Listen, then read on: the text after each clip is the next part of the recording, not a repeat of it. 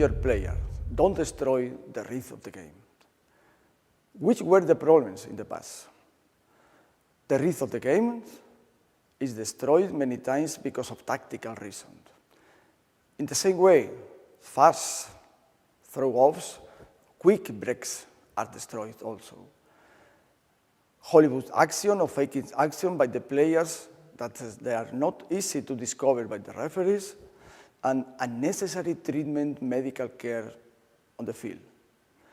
It means, at the end, too many interruptions that are equal to a more longer playing time.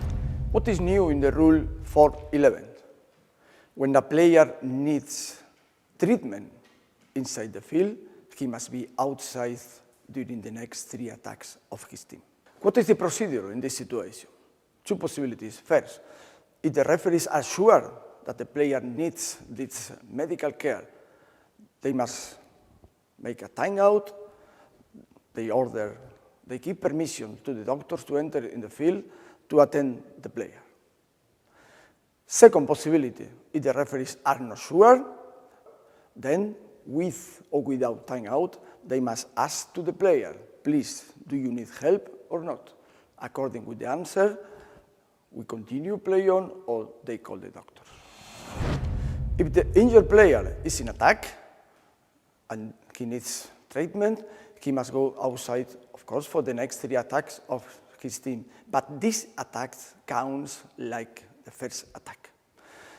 If the player is in defense, of course, he must be outside until the next 3 attacks of his team are finished. We have only 2 exceptions. First, very important, when the opposite player receives from the referees any kind of punishment, yellow card, 2 minutes, red card, then the injured player must not go outside for the next 3 attacks.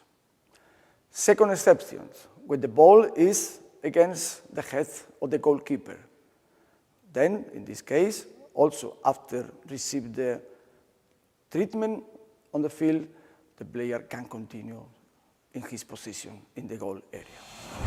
When the one player is serving these 3 attacks outside of the field, and we have the break time in the match, when we come back to play the second half of the match, this player can play with his team.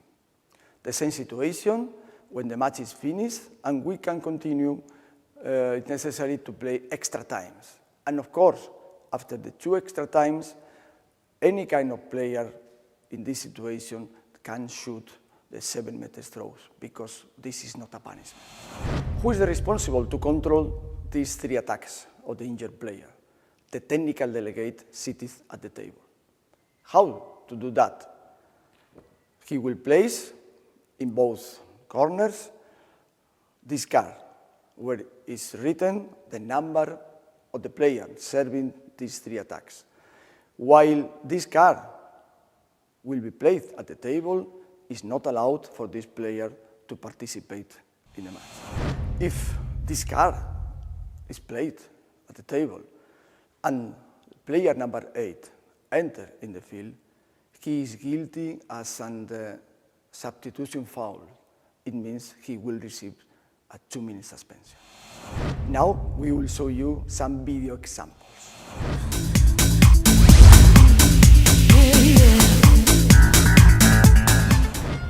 This is one of the exceptions where no 3 attacks outside for the player when the opponent receives a progressive punishment. It's interesting to see how the referee asks to the player if he needs treatment on the field. And then the referee shows the signal 16 to give permission to enter the doctors in the field.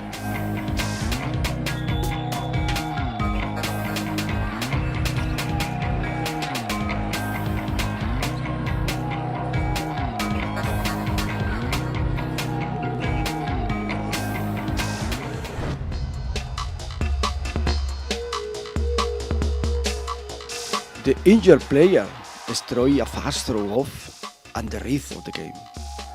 In this situation, the referees never must stop the game until the fast break finishes.